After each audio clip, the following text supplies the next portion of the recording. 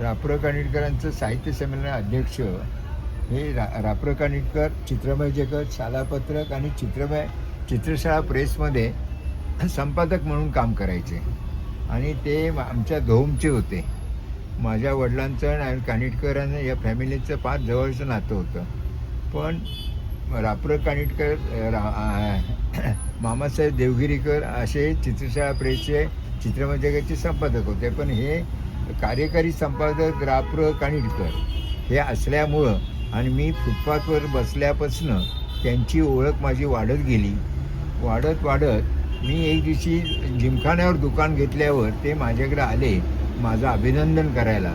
अभिनंदन तर केलंच त्यांनी, पण मी जाता त्यांना सांगितलं आणि त्याच वेळेला साहित्य संमेलन एक 4-5 महिन्याने होणार होतं. तर त्यांना मी सहज म्हटलं की साहित्य संमेलन अध्यक्षांच्या लोकांच्या पुढं साहित्य संमेलन अध्यक्ष झाले की त्याच्यानंतर 2 महिन्यामध्ये सगळे विसरून जातात. तर ते विसरून न जाण्यासाठी आपण त्यांचं एक पुस्तक करूया.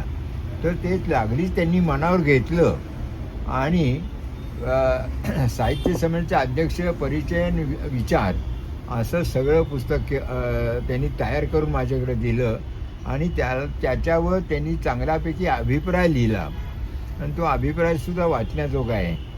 आणि नुसतं अभिप्राय लिहून राहिले नाहीत, मग त्यांनी मला 101 मानव नावाचं पुस्तक लिहून दिलं. ते सुद्धा त्याच्या 10 आवृत्ती झाली की भारतातल्या उच्च शिक्षित आणि देशासाठी, स्वातंत्र्यासाठी ज्यांनी त्याग केला अशा 101 लोकांची चरित्र मला एका पुस्तकात लिहून दिली. त्याच्यातसुद्धा 15-16 आवृत्त्या झाल्या. असं सारखं चालूच असताना एकदा रा. कानिटकरांची माझी ओळख झाल्यावर प्रत्येक वाढदिवसाला ते काय करायचे, मला 21व्या वाढदिवसाला 21 रुपये द्यायचे, 22व्या वाढदिवसाला 22 द्यायचे.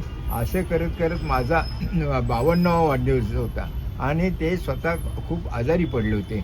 आजारपणामध्ये सुद्धा स्वतःचा मुलगा माधव कानिटकर यांना त्यांनी आपल्या उशाखाली 52 रुपयाची एक पाकिट ठेवलं आणि त्या पाकिटात 52 रुपये घालून सांगितलं की मी असेल किंवा नसेल पण हे सुधाकरला एवढं 52 रुपयाचं पाकिट दे.